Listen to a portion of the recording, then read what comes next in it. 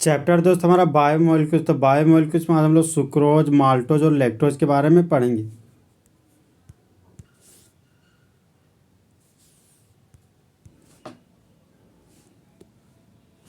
डायसाकाराइड। तो डाई का मतलब हो गया दो और साकाराइड का मतलब हो गया शुगर। जिसके पास दो ठो शुगर उसको क्या बोलते हैं? डायसाकाराइड। तो डायसाकाराइड हमारा क्या? कार्बोहाइड्रेट जो देता है दो मोनोसाकाराइड इकाई को वाटर के साथ रिएक्शन करने पर। तो कार्बो का मतलब क्या? कार्बन। और हाइड्रेट का मतलब हो गया वाटर। जब कार्बन वाटर के साथ हो तो उसको क्या बोलते हैं? कार्बोहाइड्रेट। और कार्बोहाइड्रेट का जनरल फॉर्मूला हो गया CnH2nOn, चाहे CnH2O का होल एन है कार्बोहाइड्रेट का जनरल फॉर्मूला। दूसरे शब्दों में डायसाकाराइड बना हुआ है दो मोनोसाकाराइड इकाई से जो जुड़ा हुआ है ग्लाइकोसिडिक लिंकेज से। तो ग्लाइकोसिडिक लिंकेज दोस्त ये एग्जामिनेशन में 2 मार्क्स में कितना बार पूछ चुका हुआ है। तो वह ऑक्साइड लिंकेज जो दो मोनोसेकेराइड इकाई को जोड़ता हो एक साथ वह कहलाता है ग्लाइकोसिडिक लिंकेज। डायसेकेराइड का उदाहरण सबसे पहले हम लोग सुक्रोज के बारे में पढ़ेंगे। सुक्रोज का मॉलिक्यूलर फॉर्मूला हो गया C12H22O11। दूसरा नाम है केन शुगर या टेबल शुगर या इन्वर्ट शुगर। तो इसमें दोस्त जो सबसे खास है वो क्या? इन्वर्ट शुगर क्या बोलते हैं? सुक्रोज। सुक्रोज का अदर नेम क्या है? Invert sugar. ये पूछता है एग्जाम में। सुक्रोज का जो नेचर वो क्या है? Dextrorotatory. देखिए दोस्त ये हो गया हमारा ऑर्डिनरी लाइट, वो खास लाइट जिसका डायरेक्शन सभी डायरेक्शन में हो उसको क्या बोलते हैं? Ordinary light. जब ऑर्डिनरी लाइट को हम लोग निकोल प्रिज्म से पास करते हैं तब हम लोग को प्लेन पोलराइज लाइट प्राप्त होता है जिसको बोलते हैं PPL। मतलब वो खास लाइट जिसका डायरेक्शन फिक्स हो। फिर जब प्लेन पोलराइज लाइट को ऑप्टिकली एक्टिव सबस्टांस से पास करते हैं तब यदि अगर plane polarize light theta angle से राइट साइड मूव कर जाए तो उसको क्या बोलते हैं? Dextrorotatory. फिर आता है रिड्यूसिंग नेचर। तो ये क्या होता है? Non reducing sugar. तो वो खास शुगर जो टॉलेंस रिएजेंट और फेलिंग रिएजेंट को नहीं रिड्यूस करता हो उसको बोलते हैं नॉन रिड्यूसिंग शुगर।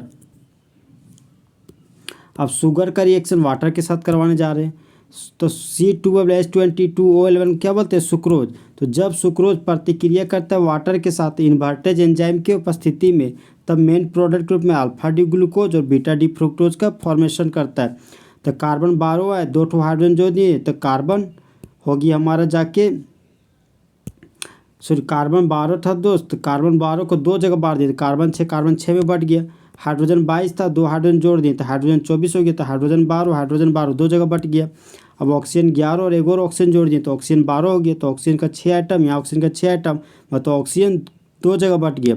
तो C6H12O6 का नाम हो गया अल्फा डी ग्लूकोज। यहाँ पर एल्डिहाइड फर्स्ट पोजीशन में पाया जाता है और ये हो गया हमारा beta D fructose. Fructose fruit में पाया जाता है। अब फ्रुक्टोज के सेकेंड पोजीशन पे कीटोन फंक्शनल ग्रुप पाया जाता है। अब हम लोग बनावट देखेंगे तो सुक्रोज में अल्फा डी ग्लूकोज और बीटा डी फ्रुक्टोज जुड़े हुए हैं एक साथ कार्बन 1 और कार्बन 2 से क्रमशः ग्लाइकोसिडिक लिंकेज के द्वारा।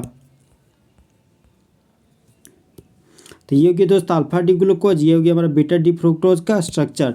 तो ऊपर में हाइड्रोजन है, नीचे में हाइड्रोक्सी ग्रुप है, नीचे में CH2OH ग्रुप है, ऊपर में हाइड्रोक्सी ग्रुप है। तो जिस तरह बेबी को बेस पसंद है उसी तरह यहाँ बेस को क्या पसंद है? एसिड। तो यहाँ से निकल के वाटर मॉलिक्यूल। अब अल्फा डी ग्लूकोज और बीटा डी फ्रुक्टोज जो कार्बन 1 और कार्बन 2 से जुड़ा वो किससे जुड़ा? वो ऑक्सीजन की मदद से, मतलब ऑक्साइड लिंकेज के द्वारा। तो वही ऑक्साइड लिंकेज क्या बोलते हैं? Glycosidic linkage.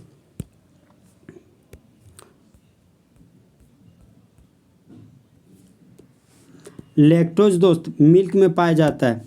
इसका मॉलिक्यूलर फॉर्मूला हो गया C12H22O11। इसका अदर नेम क्या है? Milk sugar. इसका नेचर होता है डेक्स्ट्रो रोटेटरी, मतलब प्लेन पोलराइड लाइट को जो थीटा एंगल से राइट साइड मूव कर दो उसको बोलते हैं डेक्स्ट्रो रोटेटरी। रिड्यूसिंग नेचर, ये रिड्यूसिंग शुगर होता है। तो वो खास शुगर जो टॉलेंस रिएजेंट और फेलिंग रिएजेंट को रिड्यूस कर देता हो उसको बोलते हैं रिड्यूसिंग शुगर। लैक्टोज का रिएक्शन वाटर के साथ करवाने जा रहे हैं, तो जब लैक्टोज प्रतिक्रिया करता है वाटर के साथ एसिडिक मीडियम की उपस्थिति में, तब मेन प्रोडक्ट में बीटा डी ग्लूकोज और बीटा डी गैलेक्टोज का फॉर्मेशन करता है। तो कार्बन का 12 आइटम था, 2 जगह बांट दिया, कार्बन 6 में बढ़ गया। हाइड्रोजन का 22 आइटम और 2 हाइड्रोजन और जोड़ दिए, तो हाइड्रोजन 24 हो गया। अब हाइड्रोजन 12 2 जगह बांट दिए। ऑक्सीजन का 11 आइटम, 1 आइटम और जोड़ दिए, तो ऑक्सीजन का 12 आइटम हो गया। तो ऑक्सीजन का 6 आइटम 2 जगह बढ़ गया। तो ये हो गया हमारे दोस्त बीटा डी ग्लूकोज और ये हमारा बीटा डी गैलेक्टोज। तो लैक्टोज का बनावट, तो लैक्टोज में ग्लाइकोसिडिक लिंकेज कार्बन 1 और कार्बन 1 गैलेक्टोज और कार्बन 4 ग्लूकोज के बीच ग्लाइकोसिडिक लिंकेज के माध्यम से जुड़ा हुआ है। ग्लूकोज तथा गैलेक्टोज का चौथा कार्बन अलग अलग होता है। ये हमारा बीटा डी गैलेक्टोज है, ये हमारा बीटा डी ग्लूकोज है। ऊपर में हाइड्रोजन है और नीचे में क्या है, हाइड्रोक्सी ग्रुप है। ऊपर नीचे में हाइड्रोजन, ऊपर में हाइड्रोक्सी ग्रुप है। तो जिस तरह बेबी को बेस पसंद है उसी तरह बेस को क्या पसंद है, एसिड। तो यहाँ से बाय प्रोडक्ट में वाटर मॉलिक्यूल निकल गया। अब कार्बन 1 और कार्बन 4 को जोड़ने वाला जो है हमारा वो क्या है, ऑक्सीजन। मतलब ये ऑक्साइड लिंकेज से जुड़ा हुआ है, इसी को क्या बोलते हैं, ग्लाइकोसिडिक लिंकेज। तो बॉयज और गर्ल्स को जिस तरह स्टूडेंट कहते हैं उसी तरह बीटा डी गैलेक्टोज और बीटा डी ग्लूकोज को एक साथ लैक्टोज कहते हैं।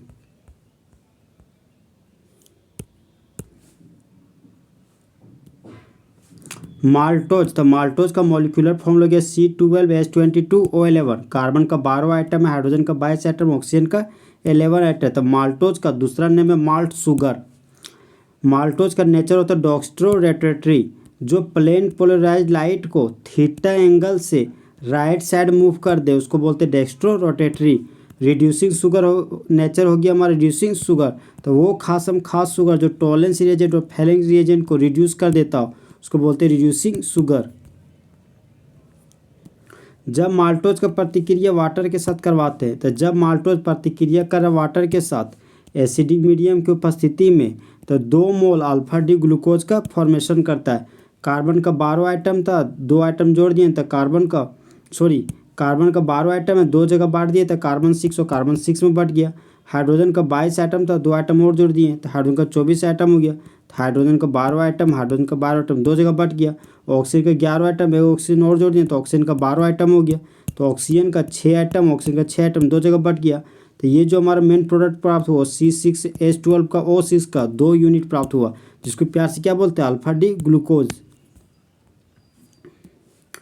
माल्टोज का बनावट, तो माल्टोज में ग्लाइकोसिडिक लिंकेज के बीच कार्बन 1 और कार्बन 4 है, जो क्या है 2 ग्लूकोज इकाई का यूनिट।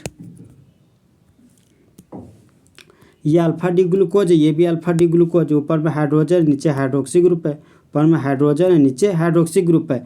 तो यहाँ जिस तरह बेबी को बेस पसंद है उस तरह एसिड को क्या पसंद है, बेस।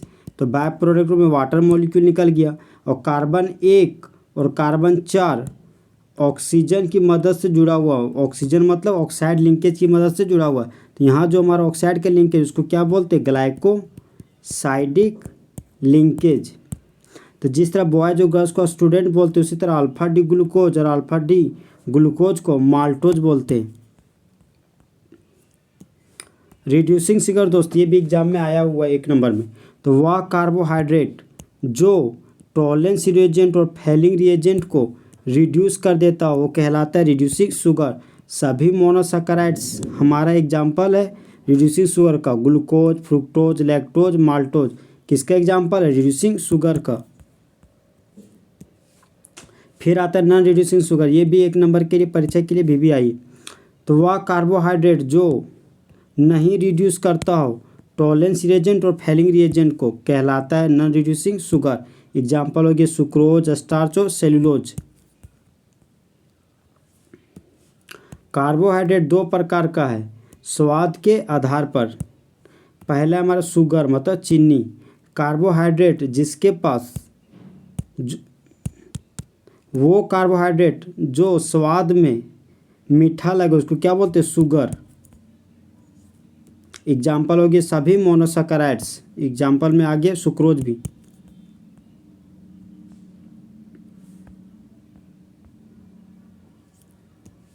नॉन शुगर वह कार्बोहाइड्रेट जो जिसके पास नहीं हो स्वाद में मिठास, उसको क्या बोलते हैं? Non reducing sugar.